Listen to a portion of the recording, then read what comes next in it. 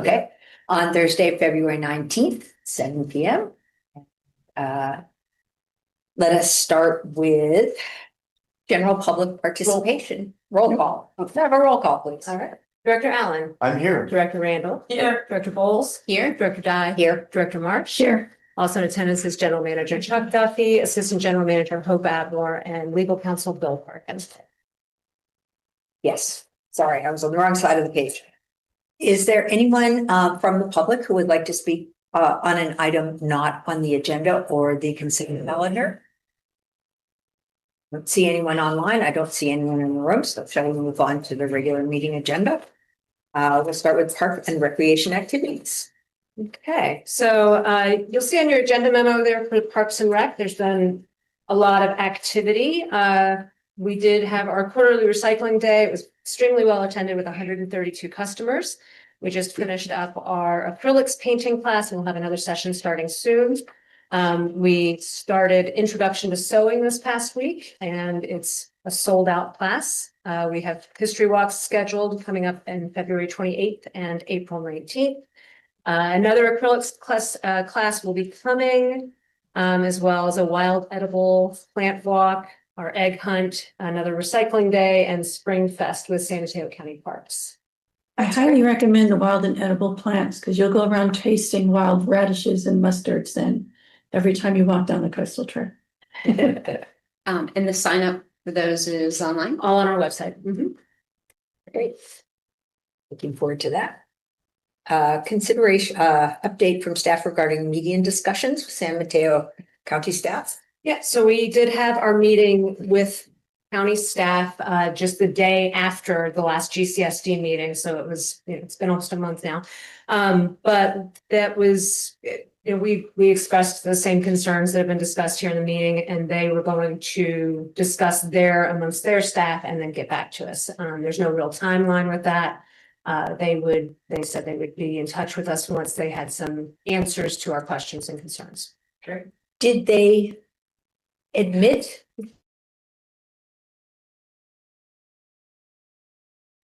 except some emails? That's the roaring silence. Yeah. Did they just, was that an issue? Because we have this excellent legal opinion and we have a historian's opinion, and to date, they have given us nothing back except this is what we think is true.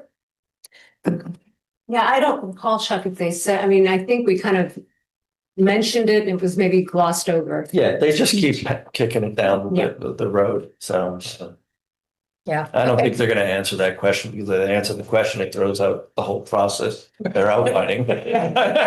So It's totally long-winded. right. Concerned that we don't go too far down that road because it's really between the homeowners and the county. It's not really a GCSD thing, except the good thing about saying it is any homeowners who watch this video, Hope can tell you where on our website, because it's public information, to find the letter from our attorney with the historical review in case you wanted to use that to challenge.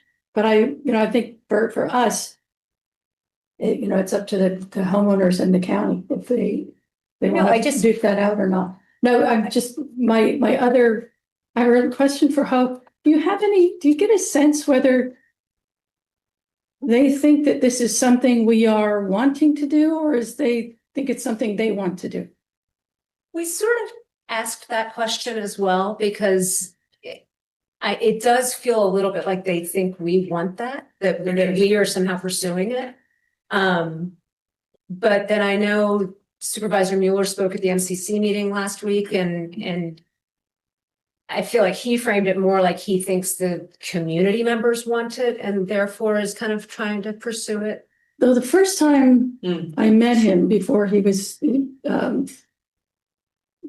elected the first time, he asked me what I thought that one of the issues in the community was, and we had done the Balboa Circle parklet idea, and that's when we really heard from the community about their concern about their liability. So I shared that and I said, well, the county insists that this median is the homeowner's property, and so they're concerned about the liability. And he immediately said, well, I guess the county could take that by eminent domain if they don't want it. And I said, that would be great. He said, and then we could give it to GCSD. I said, don't do that. Because we really don't have money. And I went back and looked at 2020, February 2022, if you want to go find it, is the projection that Chef did. And when we look at what it would cost to finance what will probably only be half the money we need for the park in 20-year notes, so your 20 years is probably more spot on, minus our ongoing annual expenses, it leaves about $200,000 a year in wiggle room. And that's it. And that might not even pay for mowing the medians. Right. And so we really, if there isn't funding coming with this, it's sort of like all the other questions are moot. But he sort of got stuck in his head, and he did say to me, well, you're the only elected officials in El Granada, so you could have local control, but we're not the city council. And we don't have tax revenue other than the property tax, and we don't have transit revenue and all the other things that cities have. So I asked him if there was any thing that he could do about funding, and he said, I really have no influence over that. And I don't think we need to keep talking about this. Well, there's circular conversation that I'll even go further than hope. I think I asked them directly, what is driving this? We're not getting anybody from the public coming into us and going, hey, we want this. Are you? And I kind of got to dance around. I don't mean in a bad way. It's just like, we went there and I never got a real answer. Because we keep every conversation circular. Supervisor Miller's pushing it, so they don't know where it's coming from, so they can't say, well, it's not, it's you, it's not, they don't, Right. I don't know, we're just told to have this meeting, like, I don't know where it's coming from, Right. so. Yeah. That's why. Yeah, I get it. And I don't think since we've had that meeting that county staff has really sat down and talked to him about Yeah. it, because from what he said at that MCC meeting, it didn't sound like he had gotten any of the updates that we provided or had been asked any of the questions that we asked of county staff at that point. Well, that's all we can do now, I mean, we've sent the things, and so now they have to come back, and hopefully they do talk to him, and they engage at that level. Well, I also feel a little bit that, we should stick up for the people of El Granada who live around the medians who had issues with it. And I had the same conversation with Ray before he got elected as well. So I don't know, we can move on from this. It's just, it's kind of a puzzle Yeah. as to where they're coming from They and should why. gang up on the county and say, okay, if you won't, GCSD doesn't have standing, you won't respond to them, but you're saying I'm liable, so Right, respond that's to the issue me. that I There's found. people with the trees. If that people live on the go on. median, they should know that the county is looking at them as being like, that feels. That's what they kind of discovered when we thought about doing a little parklet, because they were very concerned about anything that would increase their liability. Yeah, And if we were doing things, drawing people there, and a tree could fall on somebody, then that's when we gave up on doing anything on the meetings, because that we can't overcome that issue. So 20 years. 20 years. 20 years we'll have money. Well, and one final thing I'll say is today, we have the view of the Balboa median from the windows right here, and with those storms going through today, I mean, there's one tree that's leaning so far and they were all just going, and it just terrifies me. I asked Ray if he could find out from Public Works what they spend when the tree falls up, or like several have at the end of Balboa. And he said, I think they said the homeowners pay for it. And I can explain that, but I think if I ask Lenny Schultz if she's ever paid for one of those 4 or 5 trees, it's fallen down at the end of the median. I don't think she has. Well, you have to wonder about the house where the tree fell on 2 cars, median tree. Those are maintenance. Actually, on the one big median, that was flames and folks to go and found some scrap. But can't have a put for it. You know, kids about the trees. I heard it was the person who lived there, because he was a contractor, that he said, do you mind if I take out all the trees? And they said, no, go ahead. So I don't know exactly what happened, but that was the story I heard. So anyway, interesting. Well, we could just sort of mock this, I guess, because it's really not an immediate issue, but it is interesting that they don't seem to be able to come up with any documentation whatsoever. Anyway, moving. consideration of use framework for Granada Community Park and Recreation Center. Thank you for all your hard work on this. Sure, It seems really great. So some of you will recall, not everybody was here, but when we did the mitigated negative declaration, we had to sort of lay out possible frequency of use and kinds of events and so forth. But it was very broad, intentionally so, because we, Maximum. yeah, we wanted to sort of make sure on the environmental review that we were giving a maximum use. And now that, and following that, you know, as we did the pre-application process, the county reviewed that MND and they came back with some pretty specific requests for us to focus in on that a little bit and come up with some more sure numbers and sizes of, you know, of capacity. So that is where we are, and that this use framework, this draft use framework that I've given you tonight, is what we are proposing to go in with the coastal development permit application, and for the use permit that would go to. Okay, the conditional use permit, Yes. right? Yeah. So I, you know, kind of am basing it off of what we've been doing here so far, what we think we could be doing if we had devoted space for classrooms. I'm also basing it a lot on my prior experience at Senior Coastsiders, which had a very constantly active recreation programming and classes and so forth. I also spoke with Eddie Beal down at the city and talked to him about the Ted Adcock Center and how often it gets used for larger events. So based on those and other recreation centers and community centers around the Bay Area, this is where I've kind of come up with these numbers. We also worked with Group 4 to get the capacity and room set up for the various rooms, which you can find.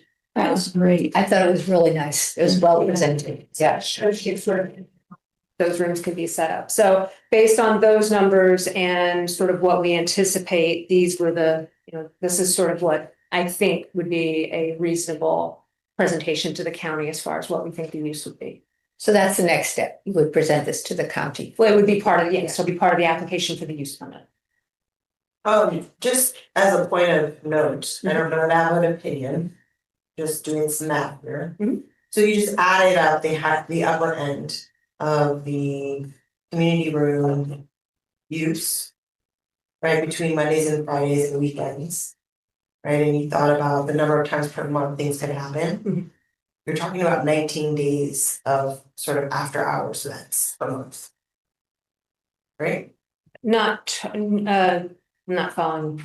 So if you took, so you have a range, like small and medium events happen 2 to 4 times per month. Medium to large events happen 1 to 2 times per month. Private events happen 1 to 2 times per month. Medium to large happen 1 time. And that's Monday through Fridays after hours. Right. Weekends, 9 to 10 PM. You do the same, so 4 to 6. Okay, I see what you're saying. Right. No, it's not cumulative. It's just sort of you know, it could be this many times at a small to medium event. Understand, but If- can I just, If, can I just? yeah.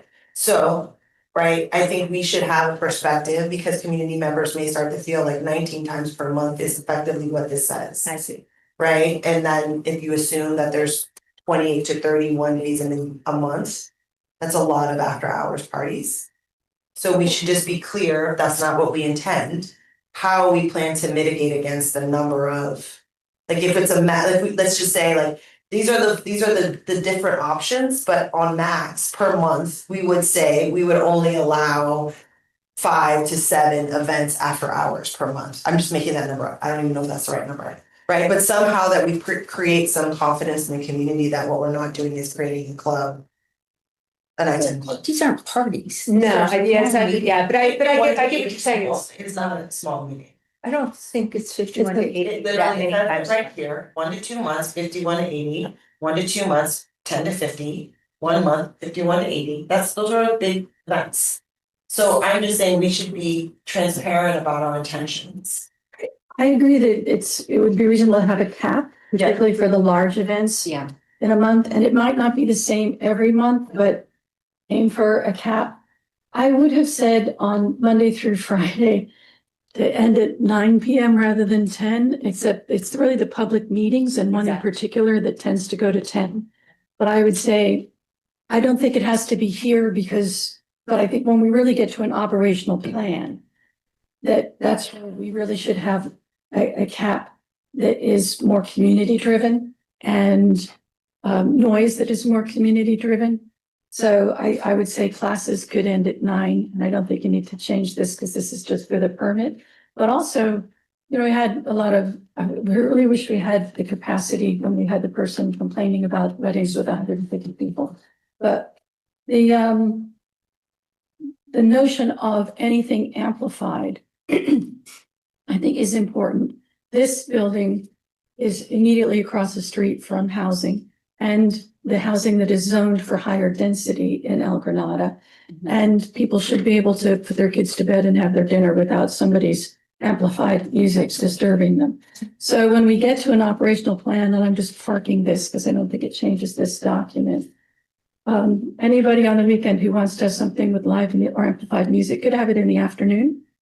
But I wouldn't put in our operational plan to have it in the evenings. Yeah. And the evenings really should be classes or events without noise. But I don't know that doesn't belong in this document, right? I think we learned a rather difficult lesson through the course of the community pushback on what happened with the building, where we didn't anticipate sort of what would come from the community, and we constantly were caught kind of explaining and ensuring and kind of got caught flat-footed, right? We're now at a point where we know this is going to be an issue, if not now, then a couple weeks, months, or even years from now. We might as well be intentional about we have something listed about security. We have things listed about program key cards, right? So why not list out here the amplification and noise? Why not list the number of times per month that we're saying would be capped? Like be thoughtful now so we can mitigate and inoculate against like community concern later, because we can show the through line from the beginning. When we start to get into the granularity, we were intentional about what we were doing. Okay, so I will add something about a cap. I also want to point out for the medium to large events, it does specifically say that it would require board approval. But I can add to that if there's any amplification, that also requires.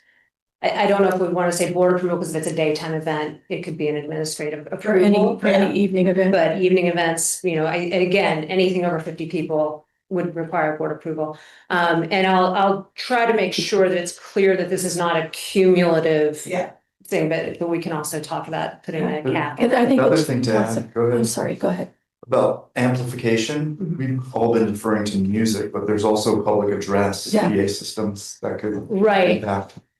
I first wrote music and then wrote or amplification. Yeah, well, and I do think that's an important distinction, because if you have an author reading Yeah. and they're using a microphone, I don't think that's what we're worried about, so I think it's important. Probably decibel level, right? Yeah, Yeah. yeah. Yeah, in our community, we have a lot of, I know for some of the meetings I'm involved with, there's a lot of hard of hearing people, and they like a small amount of amplification just so that they can be heard through the whole room.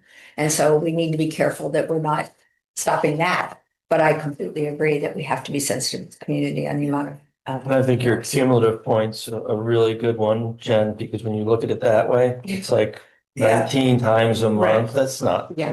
And we actually talked about this. So Group 4 did these layouts, and the first time they had it chock-a-block full, like there were chairs, wall to wall, no aisle in the middle. And we backed off it. We can't make the error of being too conservative, Right. Mhm. to try and cover all the bases. Let's get realistic. What's the timeline on this? Oh, is this critical path? No. Yeah. I mean, I would rather have exceptions, right? Like I would rather be Right. conservative in what we put forward, and then someone say, well, here's a reason why we want so many more people in capacity or this thing, and then have the board discuss it versus people just like, well, the document doesn't say we can't. You know what I mean? Like, so, yeah. Well, won't we always have the right to? We always have the right, but Yeah. Hope and I talked about this today, actually kind of funny, with the MND. It was so conservative, we put, you could have a wedding, and we really didn't need to be. There needs to be a standard of realisticness, and 19 events a month. In the evening, If you it's read it that way, is Yeah, not the thing. And then, the other major constraint on this obviously is, staffing and Right, right. budget, Yeah. the district doesn't necessarily have a person who's going to be around in the evenings to run various classes or be, or have the building open and so forth, so. Okay, And we Yeah. haven't So I- even gotten to the point where we would, what are we gonna charge for these events? right, Yeah, right. fees. that's more the observation. I think, Jen, I just wanted to echo your point on community members who might be worried about the noise and bustle will be looking for this kind of information. So Right. to show that we're being thoughtful about the impact on the community, even if we don't have to do that for this submission, is good That's a counsel. good idea. I'd also like to see a mechanism for regular review by the board, like a report to the Of what- board of the events every that month, we- how many events and how Of loud were course. they? Not that we have to measure it specifically, but just what kind of events are happening so that there's right there an agenda item that people could come and say, you're doing too many events. That we're constantly, because this board has always been really responsive to the concerns of the community about that kind of thing. And I think whoever's on this board in the future will always continue to be, to care about the impacts on the community. So maybe we could build something like that in, that there's a report that says how many events happened and whether there were any complaints about any of them. Mhm. That way you'd have a constant feedback loop to make sure that what was happening wasn't bothering people. I look very forward to needing to provide that kind of report to you. So many events, you're so excited. Any other questions or comments on Anything that? else on that? Anybody want to comment? But thank you for starting to outline that. Yeah, It's helpful yeah, to it's great. start to see tangibly like what we would do. Do you want to see another draft of this brought back then in March? Sure. Just to kind of That'd be double check it. I mean, I think, our use permit, I believe, can be applied for separately from the CBP. So we're not necessarily waiting for And that. it's not critical, I Pat. don't, it's not, it's. I think we've gotten good input Yeah. from the board on Okay. that, so.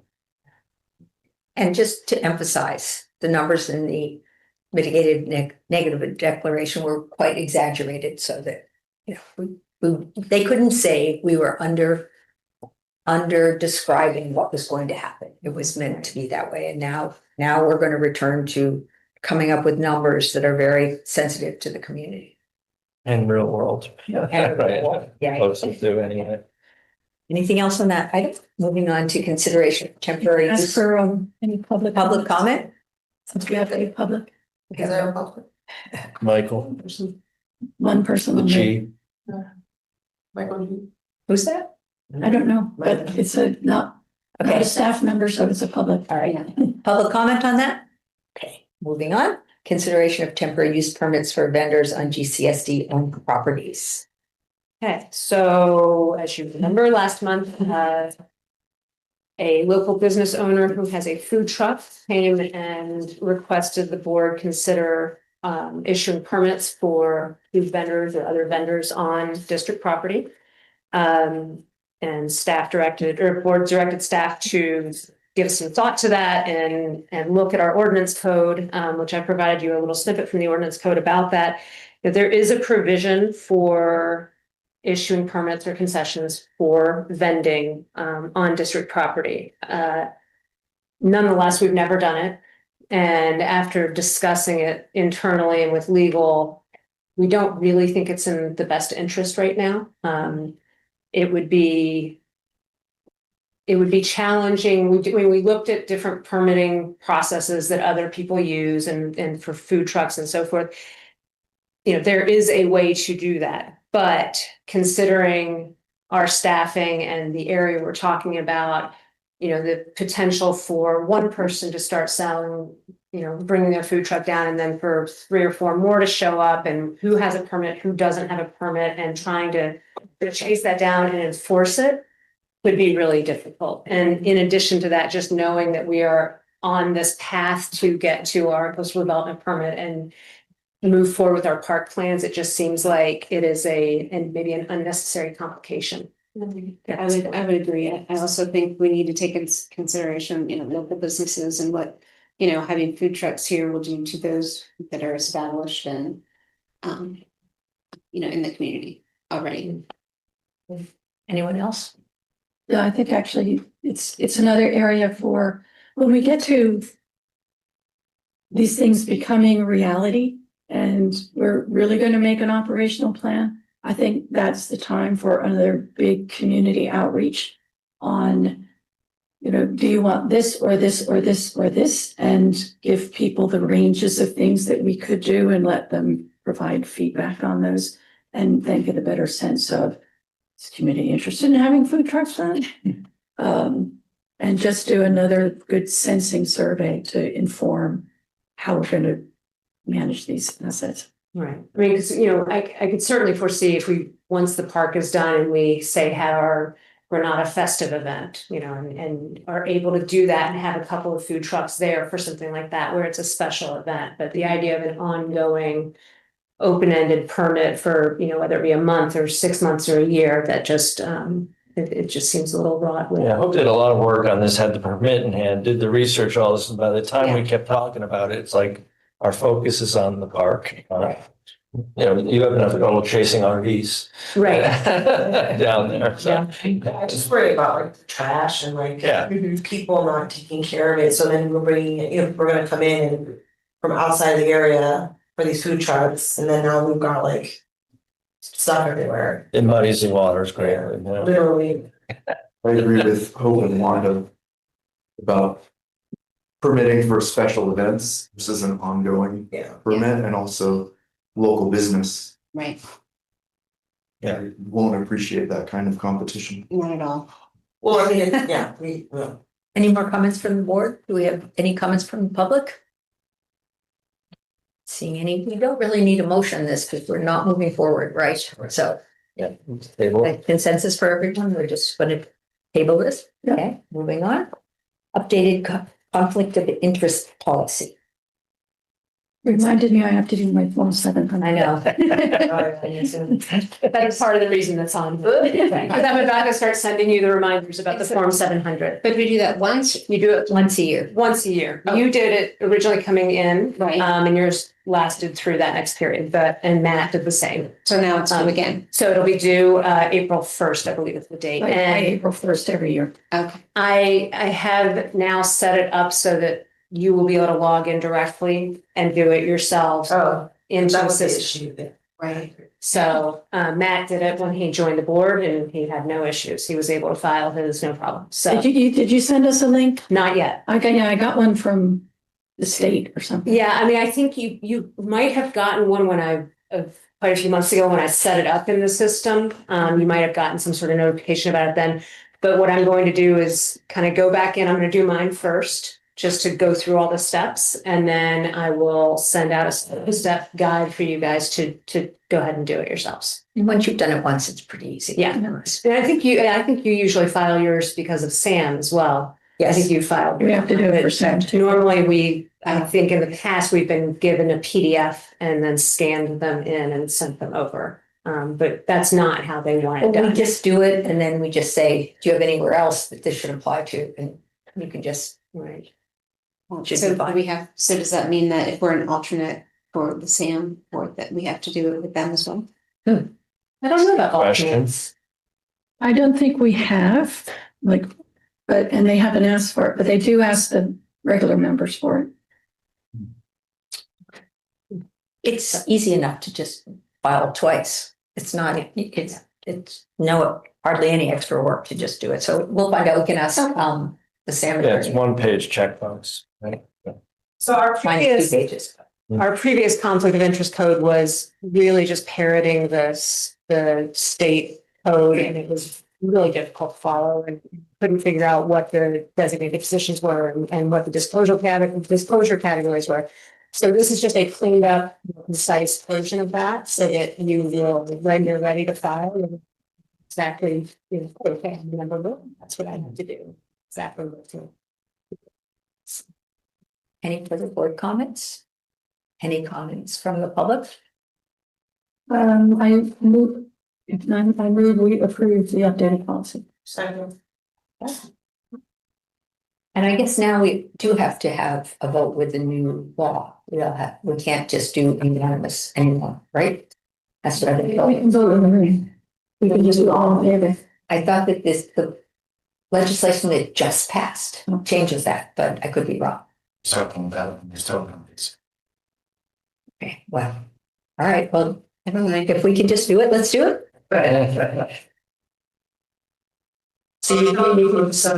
All in favor? Okay. Opposed? Great, Yeah, the town conference, you have to do it. Jen? Right, moving on, updated special council services agreement for the assessment district and associated integrated financing district, just for the relatively new board members. I don't understand it either. Well, scary, I don't either. That's why we have. That's why we have cameras. Hire a special person to figure it out. So, he has been, this particular, legal counsel has been working on our assessment district and integrated financial district since 2019. He was, I don't know if he replaced Jerry last year. No, Jerry was passed Jerry was- away for 5 or 6 Okay, years. Okay. Delia had found this person. He specializes in assessment districts and financing districts and so forth. So he's done a good job of getting up to speed. He was very up to speed as the assessment district was, as the bonds were being paid off around 2022. Right. 2022. And now that that part is done, we're sort of trying to figure out administratively what needs to happen. Because it's not like it's gone away. But when, if somebody comes in for a permit or something like that, there used to be this non-contingent assessment that we would charge, and we don't charge that now. And sometimes people want relief, and with this being done, it's unclear what our procedures are supposed to be. So Chuck and I have spoken with Cameron a couple of times, and just most recently talked to him about sort of changing a scope and coming up with a memorandum of facts and making some policy suggestions to this board so that we can, make sure we're following the rules of the financing district and the assessment Can we district. get rid of it eventually? No. My hope and dream is. Perpetuity. And I only say no with the qualification because one of the good things that happened with Hope in my meeting with him last time was he said none of this stuff is codified. There's no government code that says this. And remember, this is an assessment district with an integrated financing district, which is a rare bird laid over it. And that's what keeps this thing going. Because theoretically, all the people who paid $9,000 in contingent assessments theoretically will get paid back. It's never going to happen. Hope did a joke calculations, 427 years or something. And even We then. don't build that many houses. No, and even if you did, it wouldn't happen. So what he's going to do, like Hope said, is put together a set of facts and present it to your board for a policy decision.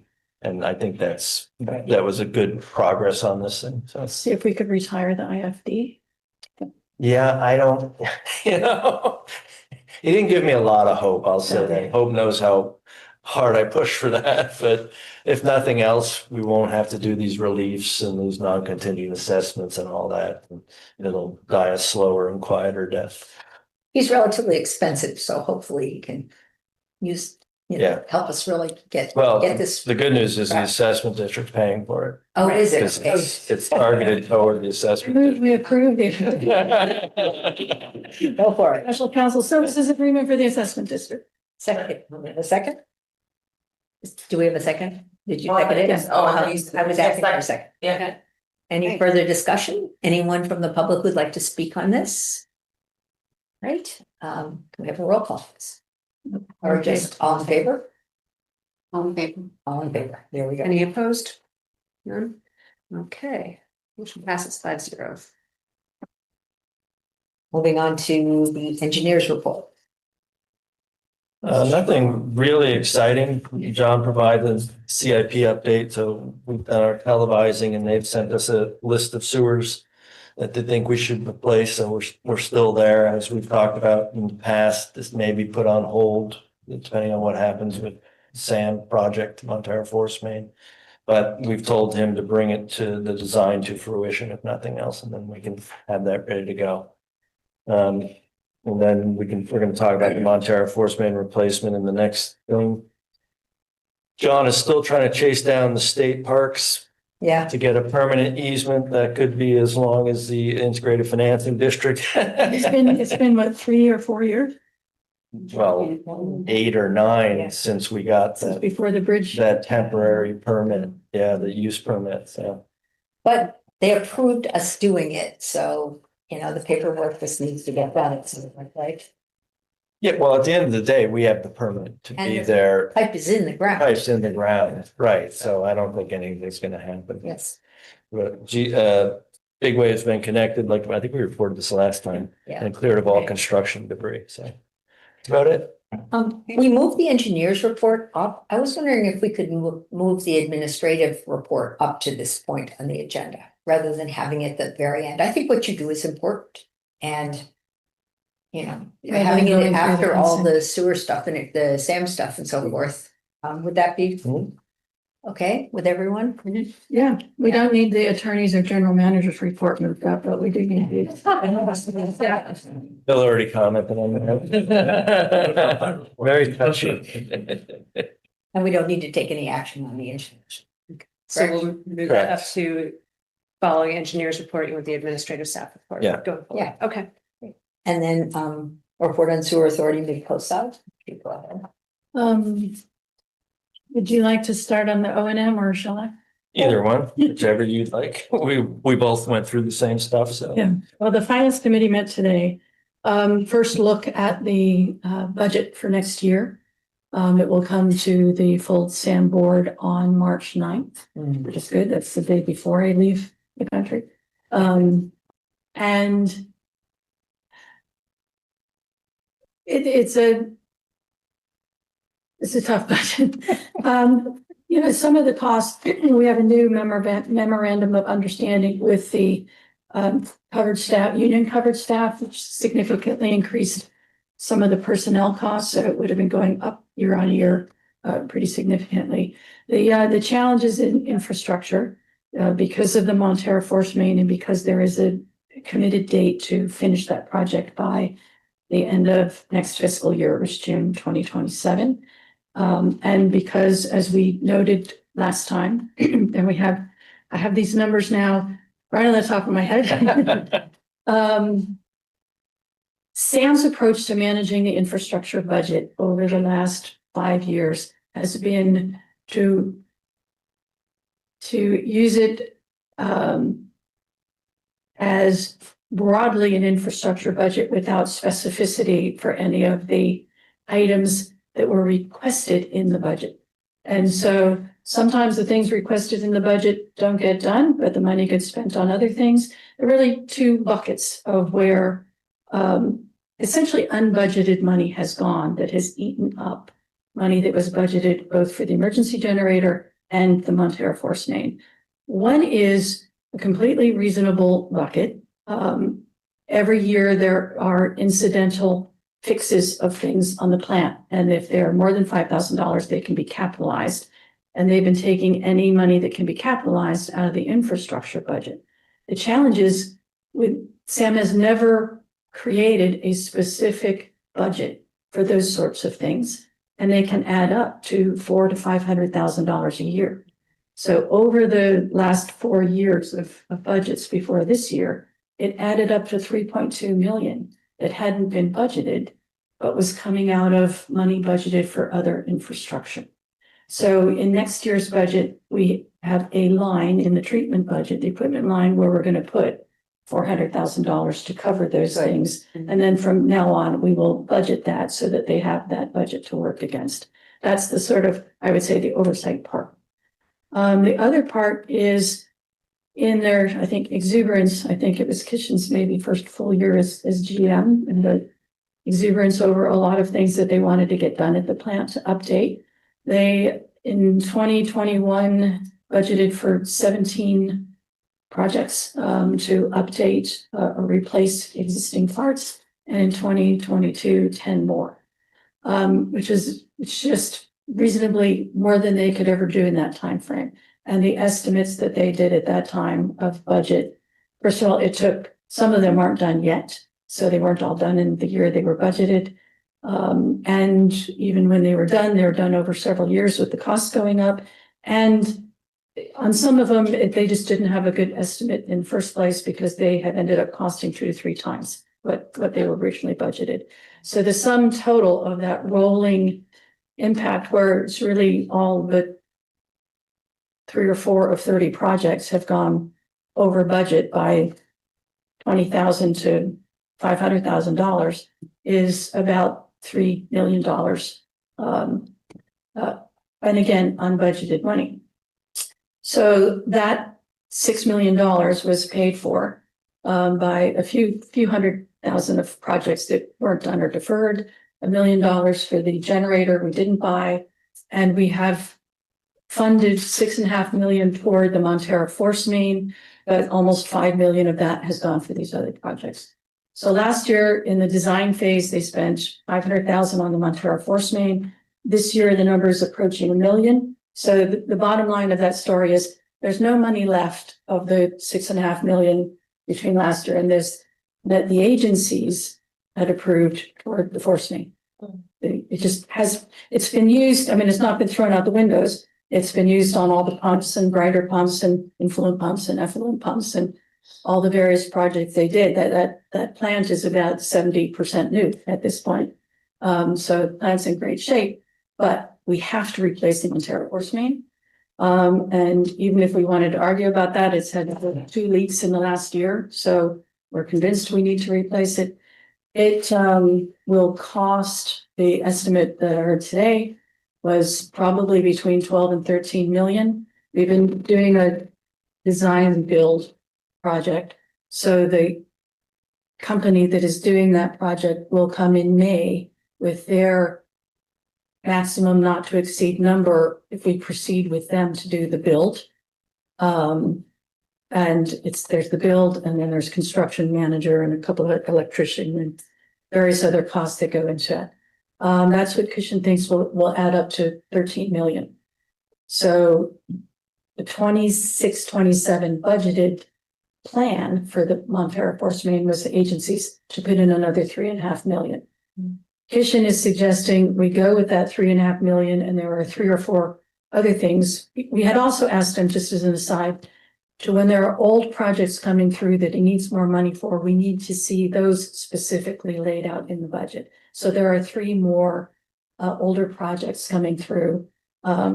We talked about this before, the effluent pumps installation, it's 450,000, a Montero pump station project that was 100,000, and another pump station project that was 50,000. So overall, 4.25 million he's proposing. And the proposal, the finance committee agreed to recommend this to the board, is that we go with that now. And then once we know what the actual cost of the force main will be, and when we get closer to having to pay for it, which will probably be first, second quarter next year, we do a mid-year budget adjustment, which could be across the 3 agencies, 8 to 10 million, which we'd be on the hook for 18% of that. And so, a very big hump all at once. But we should be able to get it done. There's a chance, if we don't like the bid that this vendor comes in with May to do the work, we have the right to go out to a public bid, and that will take several more months. And that could push us into renegotiating with the ERF, the end date. We had some discussion about, should we start asking them for more time now, or should we wait? The consensus was, let's first find out whether we need to go out to bid. And if we do, then it's definitely going to take more than next June to get done, and we should negotiate at that time. If Cushon is more comfortable, if we show that we are starting the project and have work going, but it's going to take a little longer, we're in a better position than if we haven't started doing anything yet and we go ask for more time. I think, you could do it either way. And so we agreed we will wait until we actually know what the damage is and know if we're going to go out to bid. And we'll be talking probably next January, February about a At the same time, we're talking about the following year's budget, we'll be talking about this one-time big hit. It does mean that we may need a Prop 218 process to revisit the sewer fees that we just visited last year. Half Moon Bay has said they're a year overdue doing a sewer rate study, so they will also be doing one. Montera seemed to think they gave themselves the latitude to increase as much as 10% every year in their last 218 process, so they think they're okay, don't need to do another one. But I think the only good news there is we will get it done and we will have a new pipeline from all the way up the coast, which has had a couple leaks in the last year. And so it is kind of a risk coming out there. It's a lot. isn't it? Yeah. Did I make that- Yeah, I'm trying to- sound as nice as I could? I held my tongue through the whole thing and I'll continue to do so because we don't need to hear what I Was there- have to was there- say, Was but there any factual well, missteps? I don't like to use the word budget. Petition uses mid-year budget adjustment. And it's like, that sounds innocuous, like it's just painless. No, you're slamming us with a bill of $7 million that we've done our rate studies. And you were supposed to do it before. And the most egregious thing here is that we've given them collectively $6.5 million and they only spent $1.5 million on what they said they were going to do. That's just, Yeah. right.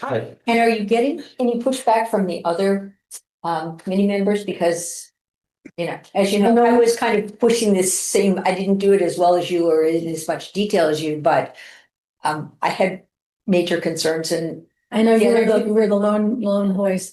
Well, at the last finance committee meeting a month ago is where we really spelled out. This problem has been accumulating and and in part, it's accumulating because it's hidden from us. Because we don't see every month what's going on with the old projects and money being spent on them. And they now have broken out for us how much was spent on each of those year to year. great. And we can't, with the financial reporting we were getting, we couldn't see this coming.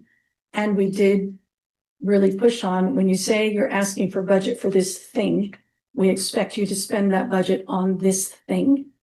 I get pushback on that from Montera, who, well, there's reasons why things cost more and go over and so on. They're more relaxed about money. And there may be. I think it was the first time that Paul really kind of flipped with him. He said, so you're using infrastructure money as a reserve, Yeah. which is, it's essentially what they were doing, that it's for infrastructure. And as long as they're spending it on some kind of infrastructure, that's okay. Or we view it as, if you ask for it for this thing. Restricted funds versus unrestricted funds, like it's like you're seeing it all in unrestricted. Exactly. In the larger pot of restricted. Well, right, and. Restricted when we- infrastructure, but not to specific. Correct. I mean, at this point in time, why are we passing a budget that has projects listed? Why don't we? Not quite right, we're still making. Tongue in cheek, Yeah. but we'll have a little asterisk that says spend as you wish. Yeah. I swore I wouldn't say that, but I had to, so, but It's weird that it's just been that opaque for so long, like no one has spotted it. I went back a year, and again, I do this for a living. I went back a year and looked at the financials. You gotta work hard. Hard to find it. It's only on the quarterly finance committee reports, and on page 3, it says something like, here's how much we spent on infrastructure, and page 12, it says, here's what we spent on the Montera force main. But, you know, I've looked at these things every month or every quarter, and So how did you find it? I mean, how did you realize that this was? Well, Chuck has been first, Barbara, I think we only have the combined CIP report that lists all the projects, what's been spent on and what's to come, because Barbara was doing that herself on a spreadsheet, digging through old budget, trying to find it. And I think George took pity on her and created the report. But it's only been going to the finance committee once a quarter. And, you know, I remember when I said, could we stack them?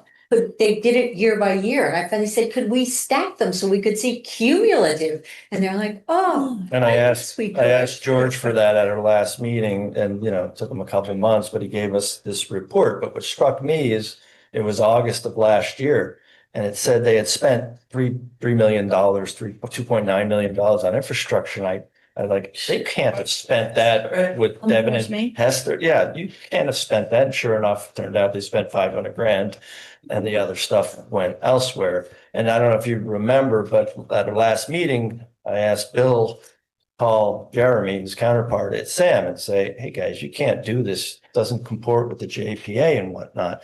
And they had a discussion, and it kind of went where we thought it would, just kind of nowhere, this. And Jeremy followed up with an email back to Bill saying, hey, can you please take the time and show me how this doesn't jive with the JPA? And I'm like, no, you take the time to show us how it does. And even if even without the JPA, again, we said, here's $3 million for this project. Right. It made That's it really easy to see. I have pretty to say. black and white. 3 million, yeah. Right, it really does. And now we've got this big slam in our budget and, I mean, I think there's some culpability for the board to keep saying, okay. I think when I've been on the board for a year, and I think I could say with great confidence that there's no way you could even do RFPs for 17 projects in 1 year, let alone do them. But they have approved the lists year to year. And I think if Barbara sat in the finance committee saying, but all of this stuff is red, where is this money coming from? And once Paul Magengast joined the board a year ago, and he has been a city manager, city engineer at Half Moon Bay and Woodside, actually. as things were coming up saying, well, to do the boiler, we need this much more money, or to do that, he would almost beat me to saying, and where is that money coming from? But until somebody comes who's like familiar with capital and Does it for a living. expenditure, has done it for a living, Right. there aren't people necessarily asking the right questions. I asked, I I don't know know, you 2 did. years ago, I said, do you think the staff reports could tell us where the money was coming from? And Montero's like, nah, we don't need to know that. The money's there. He has some kind of policy supposedly that allows him to move money around. Well, it doesn't really apply to this. And, Yeah. yeah. Yeah, Yeah, you can move if you small look- amounts of money between accounts. If you looked at a cold look at this and take personality out of it and all that, their projects are littered with delay and double and triple the cost sometimes. When I say triple the cost, 250 grand to 750 grand, it's $500,000, not a 30 grand to 90 grand. And there's projects from 21, 22, 23, Yes, they did 24. next. And God bless you, Nancy, for being nice. Sorry. So the things we asked him for at the last finance committee meeting, which he is doing in this budget, he listed out the old projects that need new money. And there are fewer and fewer of them. There are a few they decided they didn't need to do. And has committed to, in the financial reporting related to this budget, we will see monthly reporting on the spends on each thing that is listed in the infrastructure budget. Yeah. And then there are only 4 this year. There's not And 17. when we had the managers meeting before to discuss the budget, and I'll say this, there was some uproar from the other managers. Usually I'm carrying the ball there. But The south and the north, they looked at, I haven't talked to you about that. The south and the north, they went, what's happening here? And one of the guys said, this is the opposite of transparency. Right.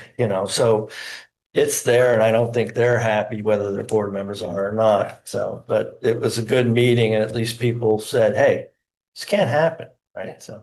Well, at our last meeting, they brought up an extra, several $100,000 to install pumps that had been paid for already, that were already over budget. And everybody voted, I think, $430,000 to install these pumps rather than leave them sitting in the warehouse. Out of next year's budget. Not exactly. That's the vote, was to put it in next year's budget. So Well, we could to accept pay it. for it out of next year's budget, but they voted to go ahead and do it. And I said, just to be clear, this is in addition to the things that already.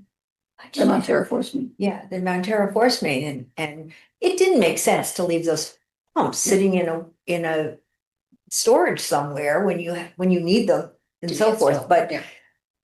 Yeah. Well, the 5-year CIP, which throw that out the window. Yeah. Had for this year 5 million in infrastructure because there were some other pump station projects which will be delayed, which can be delayed. But we're just gonna have to relook at it. So Kitchen said, well, the 4.25 is less than the 5 million we told you to expect. I said, but the 8 to 10 million extra is more than what you did. So, it's not really a wash. We'll have to come up with more money. It's gonna be tricky. I mean, to Chuck's point about the managers committee meeting, one of the things that I did last time that I think I will do whenever there's something like this is it's complicated. So I did a memo that laid out, here's the histories, basically what I just reviewed with you, and here's the money, and here's where it went. And Paul gave that to his engineer. Catherine didn't think it made sense to her, but I think she might have given it to Clemens. Right. And, the people who are close to those things, I think it made sense. Good. Well done. Great job. And so Chuck was not alone at that meeting.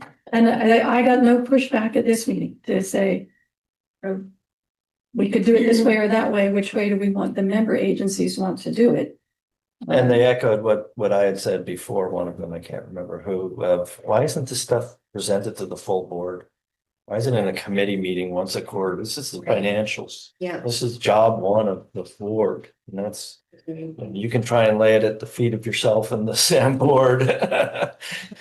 You can only work with what you're getting. I know. I I've did say, years of frustration. as you know, in my note this morning, a board member shouldn't have to work this hard. Right. And, I can show you all my scribbles on the papers to figure it out, to sort out how much in the hole we are. Where the money's gone. Right. And so going forward, it's we got the year-to-year breakdown from the CIP report, but they left off the column of how much was budgeted and how much is yet to come. And I had to manually add those in to come up with the numbers. So I think it will get better. Actually, you'll be happy that in today's meeting, when we talked about some of the numbers and how we want to see them, Catherine suggested that all those numbers should come to the full board every month. Good. Good. Good. Great.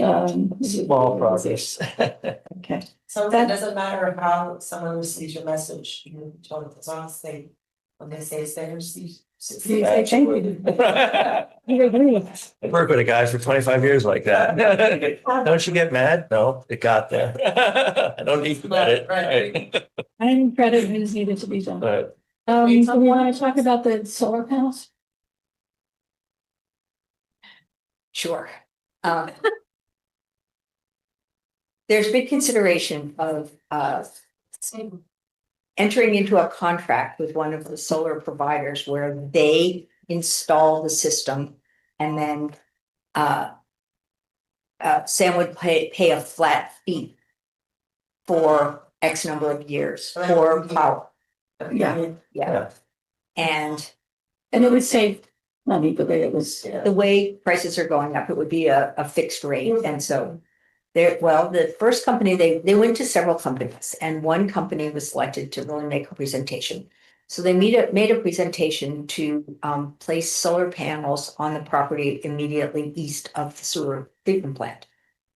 And brought it to the board, and which came with a letter from a neighbor named Jimmy Benjamin, who has sued the city of Half Moon Bay and is very knowledgeable about drainage and environmental issues, pointing out that this area is extremely environmentally sensitive and there is no way you could put solar panels on this property. Who's the company? I can't remember. They went out and asked for proposals from 3 different companies. Yeah. They all came back with, here's where, they didn't tell them where to put the panels. They just gave them the layout and all 3 came back and said, here's where we put it, because it's this big chunk of land. But Half Moon Bay sort of immediately said, well, we will never give you a permit to put them on. Right. Which, it's, and I asked the next day, I said, didn't you know this? I mean, wasn't this, this is out there. This is existing documentation. There's red-legged frogs. There's garter snakes. There's, all kinds of, it's a declared sensitive area. So the last I heard is I asked Kitchen about it and he said he was going to leave it up to them to see if they could find another place to put the panels, like on top of the buildings or on top of some of the infrastructure, and that they would bring it back.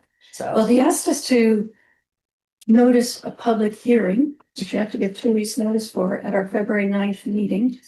And was hoping that they could do some of that work in the meantime. And then the February 9th meeting was canceled. And I never thought it was a good idea. It all sounded very dicey to me. Yeah. It's a cart before the horse. Yeah. About doing solar period or just? Trying to have a public hearing when Oh. it's kind of sketchy. If you do design, build, that kind of stuff, you have to have a public hearing, but Right. you don't have anything to. Yeah. So So it's not And on there's on some Monday's agenda. deadline about, I don't know, it's one of these things that's going away. Oh, probably it's federal funding, Yeah. right, tax credits or things like. Yeah, I think it's probably They already their, passed. That's why, when they brought this proposal, we had just done solar at our 2 plants, and they went to this new phase called NEM3, I think I mentioned that, and it kills your reimbursements. It goes from 75% of the going rate to 25%. So it doesn't pencil, it pencils over 20 years, but that's all. And it doesn't, it's not like Sam has extra money to do this right now, so.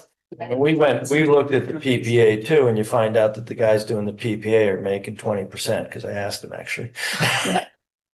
So, but you'll save money, but not as much as you did it, you got a loan and did it that way. Oh, and just pay for the panel power. Yeah. Right, yeah, and then you're not giving the 20% to that middleman. Sam doesn't have the money for that, so he was looking at the PPA because it But you would have, save them like $60,000 a year in the energy costs. But it's not on Monday's agenda either, so I I think don't we're think struggling it's to get. happening. But there's a date, you have to have your permits and sort of be shovel ready by July 1st or whatever the incentives are, go away. So he's trying to. Isn't probably gonna make it. I do want to say one more thing about Sam, which is that with these heavy storms that we've been having for the last month or more, their staff works really hard, and they have put in a lot of overtime, a lot of extra work to keep the plant running. And I think we should appreciate the work that the staff does at SAM, and particularly the collections team, because they're out there dealing with power outages in the pump stations and trying to get everything up, and a lot of problems at once and a lot of extra hours. So I do think one of the benefits, one of the good things about SAM is that there really does seem to be a sense of commitment to the mission, and that I give credit to Kishan and Tim and the various people at SAM for doing a really good job of managing difficult conditions. It's a great team, and it's not obvious. There's only 17 employees. And the plant has to be there and running. And when we have storms, they are scattered all over the place, and some were working 24 hours over the Christmas holiday. Yeah. When we had the big storms and all their power went out. So they really are terrific. And very long term, a lot of experience there. Yeah.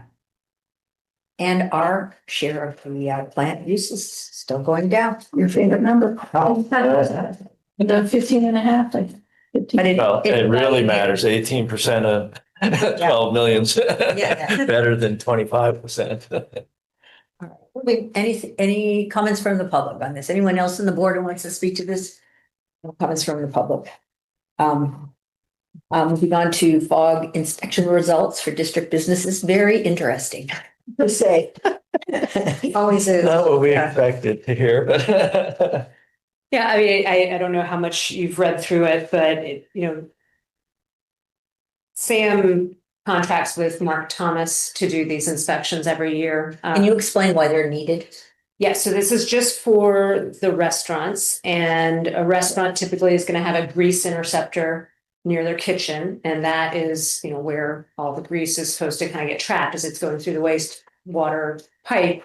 It gets trapped in this sort of receptor and does not continue into our system. Which would clog up our pipes. So it's very important, they're required to have it as part of our code, it's part of our specs, they're all businesses, all restaurants are required to have these.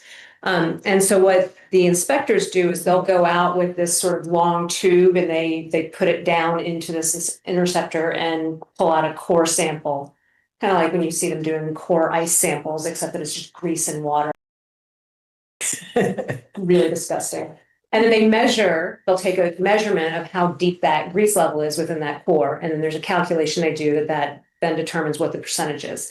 And so they'll do this annually and check on these, and And they're supposed to have them cleaned out. They're supposed When they're to, all- depending, yes, and depending on the size of the interceptor and how busy the restaurant is, they need to be cleaning them out anywhere between, monthly to every 3 months. It just kind of depends on size and use. But without, with it, there's always a few restaurants or half of the restaurants that will fail because whether they just, the cycle is off on the inspection or whatever it might be, or maybe they've just kind of forgotten, who knows? They'll fail, and then Mark Thompson said they'll go back and within 30 days, if they haven't gotten it cleaned, then it's a bigger issue, but they typically always have it taken care of by the time the inspector comes back. There was one restaurant that they've got sort of a weird interceptor that they can't do a core sample like that. So in that case, we really rely on them keeping really good records. And being able to show us invoices of when the last cleanings were. And so, there is an ability for us as GCSD staff to just go out and occasionally randomly say, hey, let me see your cleaning records, and they should be able to produce them. They're required to keep them in the kitchen at all times. So if you have questions, I can probably answer some of the questions that I could go out with them and do a couple of these inspections, but Just on that one, there was some note about one of I the was looking at. collections crew from Sam. That's I guess potentially helping them with the clean. They hadn't had it cleaned in a year. And that he was gonna go have more discussions, but I didn't say what happened after that. yeah, They that haven't passed yet. yeah, they said they weren't gonna be able to do it until a certain date, and that was sort of a weird situation, so we ended up actually writing a letter to the management there at that restaurant saying, you need to do this by X date. And they you did. send Mark Thomas back. Gross. This is one of the worst jobs. It's a problem everywhere. No one wants to do the inspection. No one wants to chase the restaurants. Nobody wants to do it. I was gonna include some pictures. Pictures don't do it justice. You need the smell Really too. Scratches. All right, any comments on the fog from the board? Any more comments from the board? Any comments from the public? All right, moving on to the consent agenda. I just have some questions on the financial statements. Maybe Okay. that first. So it looks like our Parks Reserve has gone up by $576,000 to 3 million. These contracts we just entered into for all the reports that need to be done for moving the park forward, are those budgeted separately, or does that come out of this number? Comes out of that number. Okay, so we will not. Okay, that's what I was wondering. And it looks like the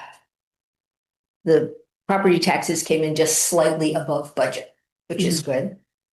And I think those are just my two comments.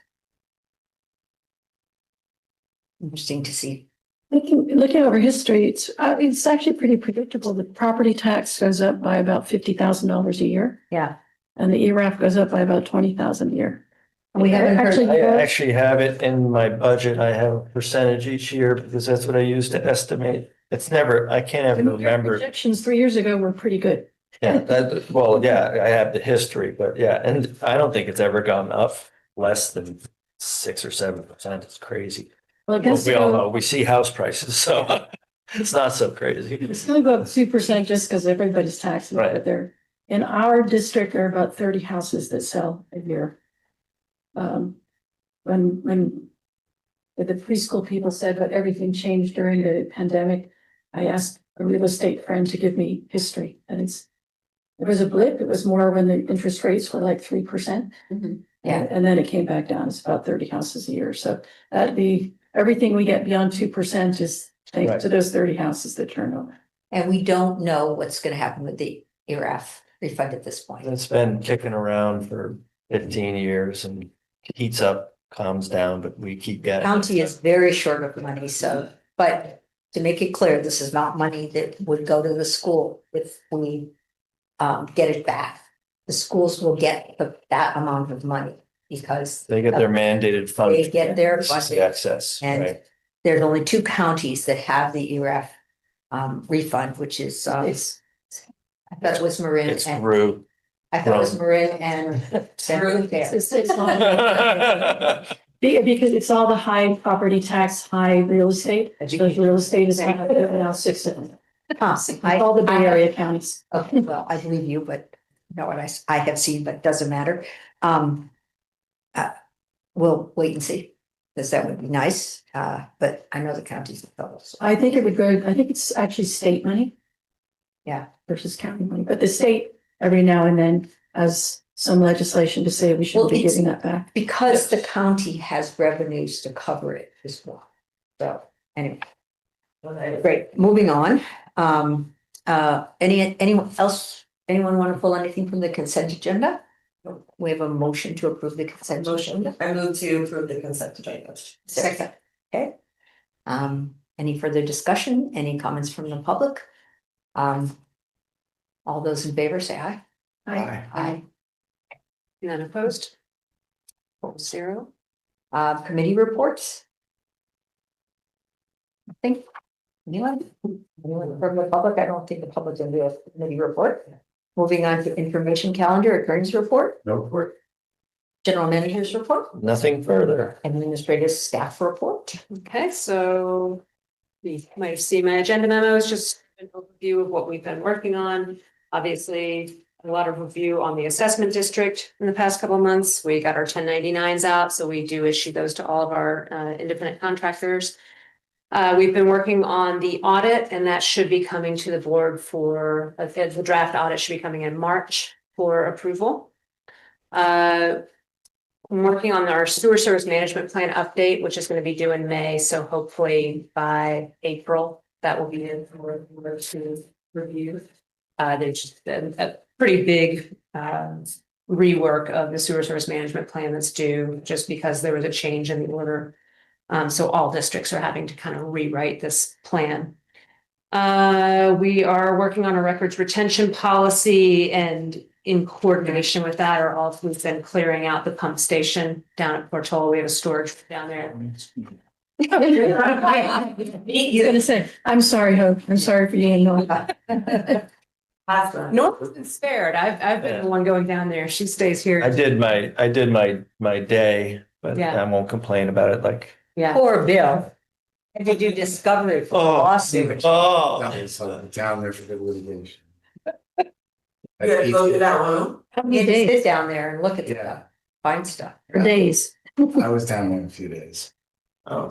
If you've never seen it and you would like to see it, let me know. I'm happy to take you down and just show you what. It looks too good. It's better. It's better now. Yeah, you can't, you've lost the whole. And one of the first things I did was take the shop vac in, because I'm like, there's things in here I don't want to inhale. Yeah. Like, I just, had to clean it up just to be able to kind of move boxes. Yeah, so beyond that, we're still trying to update various policies to keep bringing back in for the board to review, just getting things up to date. We did get the new park sign. It's in the office. Yay. Just waiting for the weather to be a little more cooperative. before I'll I try put it to up put if you want. If you want, I mean, I'm ready to do it, but if. Well, I'll come and help. Okay, yeah. I think we'll have to pull the old one down, so it's kind of flapping in the wind tonight.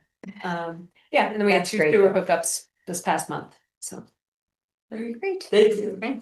Yeah, right. Not quite as fast, but pretty close to what you wanted. You're very good. Nancy, all right. I talked last We week. still have the closed session. Anything further on open session? Well, move to closed session, and we'll have to have a little break. At 8:15. At 8:15, thank you. While the camera goes away. Thanks, guys. Ooh.